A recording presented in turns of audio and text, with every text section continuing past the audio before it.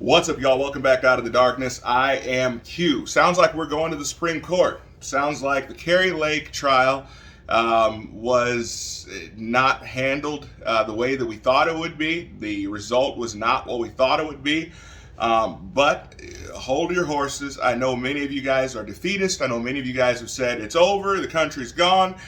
Not so fast. Okay, either way, whether or not this came in as a victory for Kari Lake or a victory for Katie Hobbs, this was going to the Supreme Court anyway. Katie Hobbs was not going to take it and move on. Kari Lake is not going to take this and move on. Unfortunately, we know that there were a lot of threats made against this judge. We know that he's had to make decisions based on I can't imagine the amount of pressure that he's been under. Now, does he still have a job to do? Yes. Does he still have to be courageous? Should he still be courageous? Yes. But he came back and he said that he was dismissing the last two counts. Remember, there were 10 altogether.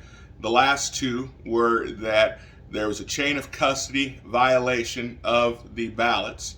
And then the other one was that the machines were tampered with and that they were not counting the votes properly.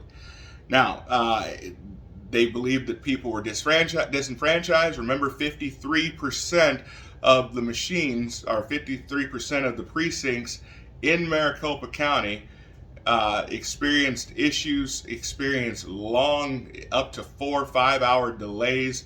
People were told to go to other facilities and other precincts to vote, even though they had already registered to vote at a certain precinct. So therefore, when they went to the other precincts, they were denied the right or the ability to vote.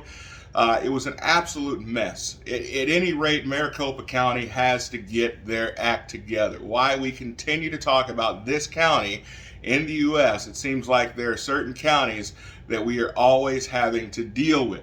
But he dismissed the case, saying that that Lake's attorneys had not proven that the election officials committed intentional misconduct sufficient.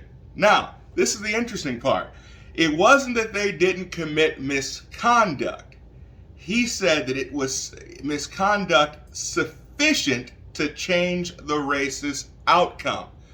My question to you, is that his job? Or is he overreaching?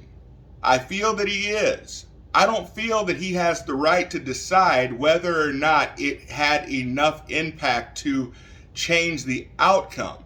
We don't know that. No one can know that. But specifically, he said that they committed intentional misconduct sufficient to change the race's outcome. Would it change the race's outcome? I believe it would. Many of you believe it would. Many of you believe it won't.